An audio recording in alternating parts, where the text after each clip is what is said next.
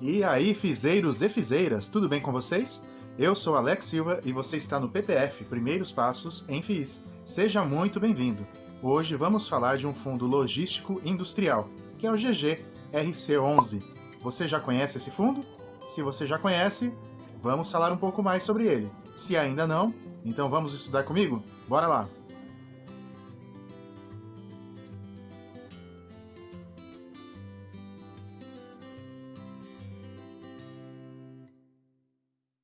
É isso aí. E com informações do site Funds Explorer, vamos falar um pouquinho mais sobre o GGRC11, GGR Covep Renda, que na data desse vídeo está sendo negociado a R$ 148,00. O último rendimento anunciado, pago agora em outubro, é de 71 centavos, o que dá um dividend yield de 0,50%. Seu patrimônio líquido de 810 milhões, um patrimônio considerável para um fundo que começou há 3 anos. E o valor patrimonial da cota é de R$ 124,00, ou seja, a gente já vê logo, comparando o valor patrimonial ao valor da cota, que o preço está bastante esticado, que a gente vê ali no quadro da direita, é o PVP, que está em 1,19, o que significa que o valor da cota está 19% acima do seu valor patrimonial. E a liquidez diária, na casa das 9.000 negociações por dia. Num rápido comparativo aqui com outros fundos do mesmo segmento, vemos que o GGRC é o sexto quando se trata do patrimônio líquido. Entre eles é o que tem a menor liquidez, mas a gente vai falar de liquidez um pouquinho mais tarde. E no quesito dividendos, o GGRC acaba se saindo um pouco melhor que a maior parte dos seus pares. É um fundo sem vacância e no site Funds Explorer vemos que a quantidade de ativos indicada é de 15, mas no relatório do fundo, a gente vai ver já, eles apontam 17 imóveis. É um fundo do segmento logístico, com prazo de duração indeterminado e a taxa de administração de 1,10% ao ano. Aqui temos as cotações dos últimos 12 meses. Ele chegou a bater 150 no final do ano passado. Com a crise, veio ali para a casa dos 95, se recuperou rapidamente e neste ano já encostou ali no patamar que estava no final do ano passado. Ou seja, a cota vem andando bem. Em relação aos dividendos, vemos aí o percentual em relação ao valor da cota dos últimos meses, de 5,74%, e é um fundo que tem apresentado muitas oscilações aí ao longo de todo o período, desde 2017. E aqui só comparando novamente com HGLG e com XPLG, e vemos que no período de 12 meses, o GGRC se saiu um tanto melhor. Temos aqui a tabela do Dividend Yield. O fundo sempre acompanhou ali a casa do 0,50, em alguns momentos acima, em outros abaixo. E agora vamos já entrar no relatório para conhecer um pouquinho mais a respeito dele. O objetivo do fundo é investir em imóveis exclusivamente comerciais destinados à locação atípica, dos segmentos industrial e logístico. Uma das características desses contratos é o prazo longo de locação, sendo mínimo 5 anos, e os imóveis devem estar localizados no território nacional. O fundo começou suas atividades em abril de 2017, o número de cotistas supera os 82 mil, o patrimônio a gente já destacou, 814 milhões, e a taxa de administração de 1,10 por ano. Vamos aos comentários do gestor. Ele destaca justamente a questão de não ter vacância física nem financeira no fundo e aponta o crescimento de 57%, quase 58%, na base de cotistas. No segundo quadro, em relação ao auxílio emergencial, o gestor diz que isso já está começando a gerar reflexos ruins na inflação, o que se percebeu no preço da cesta básica, que disparou nas últimas semanas. A gente vem observando isso, na verdade, desde o começo da pandemia. Quem faz mercado sabe. E que essa inflação está colocando pressão na expectativa de juros futuros.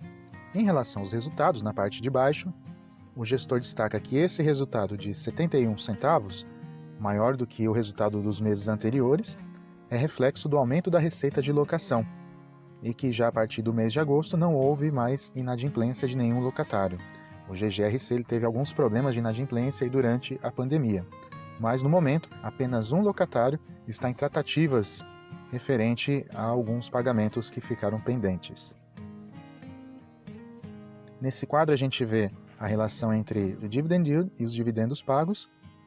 Note que ali em maio ele teve o mesmo rendimento de setembro, porém em maio o dividend yield foi maior, porque naquele período a cotação estava menor do que atualmente. E aqui achei bem bacana esse quadro, em que ele traz em cima a distribuição do resultado por locatário, ou seja, desses 71 centavos, o que veio de onde. A gente vê que tem um peso ali, né? Santa Cruz, o imóvel Santa Cruz, 10 centavos, a Ambev 9 e a Aetra, 12 centavos. A gente vê ali que a distribuição é bastante pulverizada entre todos os ativos do fundo. Na parte de baixo, ele analisa o resultado dos últimos 6 meses e mostra ali quanto cada um dos imóveis contribuiu para o resultado. Nessa parte temos à esquerda, no alto, a rentabilidade desde o início. Então ele compara ali com o IPCA, o CDI acumulado, o IFIX. Na parte de baixo, o crescimento da base de cotistas.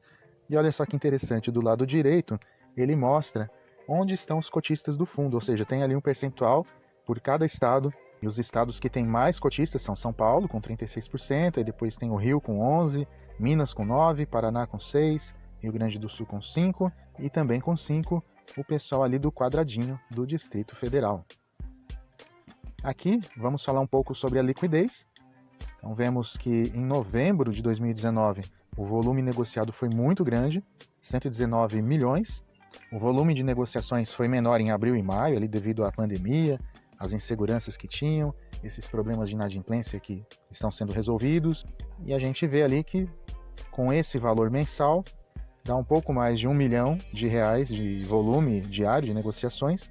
Portanto, se você não tiver mais do que R$1 milhão alocado nesse fundo, você não vai ter problema de liquidez. Não é o meu caso. Aqui os tipos de receita. Primeiro, o cronograma de reajuste. A maior parte deles ocorre em junho e janeiro, ou seja, na abertura dos semestres. Quase 57% dos imóveis são do segmento industrial e 43% logístico. Nos seguintes ramos: metalurgia e siderurgia 30%, química e petroquímica 21%. Mas tem também comércio varejista, têxtil, alimentos e bebidas, papel e celulose e agronegócio. Os contratos são reajustados na sua maior parte pelo IPCA, mas tem também INPC e IGPM.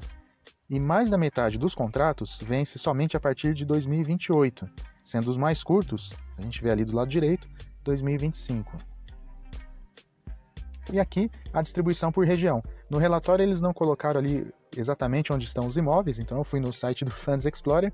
Do lado esquerdo a gente vê ali a localização, né, onde que eles estão exatamente. Na Paraíba, no Mato Grosso, tem 2 ali no Goiás, tem em Minas Gerais, também em São Paulo, Paraná, Santa Catarina e Rio Grande do Sul. As regiões Sul e Sudeste são as que mais têm imóveis, mais de 60%. E aqui vemos a lista desses imóveis. Primeiro, os galpões logísticos. Tem ali Nicei, Ambev, Moinho Iguaçu, Todimo, Hering, Ambev, Suzano, Santa Cruz. Lembrando que todos os contratos, tanto logísticos quanto os industriais, são 100% atípicos. Na parte industrial temos ali a Cepalgo, Jeffer, Camargo, Copobras, Aetra, Covolan e Benteler. Muito bem, chegou a hora de conceituar. Vimos que ele é um fundo que tem muitos ativos, são 17 imóveis no seu portfólio, o que o torna o maior nesse quesito, entre todos os outros FIIs logísticos ou industriais. Também vimos que esse fundo está muito diversificado geograficamente falando. Ele está em 4 regiões brasileiras e em 8 estados diferentes. E isso nos traz mais segurança. Também vimos que seus contratos são atípicos, que mais da metade do vencimento dos contratos é para depois de 2028. É um fundo com patrimônio considerável, porém não é tão líquido quanto outros. Bom, se compararmos com a HGLG, para o qual demos 6 joinhas, o XPLG, que recebeu 7, e o VILG, que recebeu 8, podemos dizer que o GGRC está na média deles. Então, o conceito que eu dou para o GGRC é de 7 joinhas.